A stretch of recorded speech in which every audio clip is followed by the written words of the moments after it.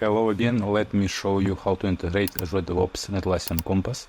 So first, after you get your Azure DevOps application for Compass, you need to create a Microsoft Azure DevOps personal access token.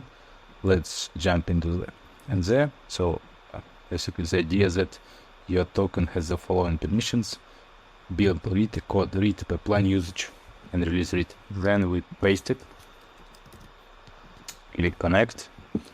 Doesn't do anything, just saves it encrypted for now. And then what you need to do is to grab a pipeline definition. In this case, it's a pipeline definition URL. Then we go to a component. Let's call it the DevOps for Confluence component and paste a link somewhere into other links as well. And we click share video pipeline. The name doesn't matter, but it's more or less for you to ensure that you know what's going on. So we close this link. Then the next step is to see all activities. As we see, we have deployments here. Now we want to run the pipeline. Let's run it. It's basically a non-dump pipeline. Doesn't have anything specific, so it will be executed pretty rapidly.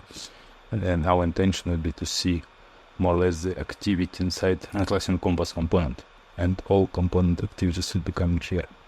Okay, seems like it was finished, and here we have our activity. It says event.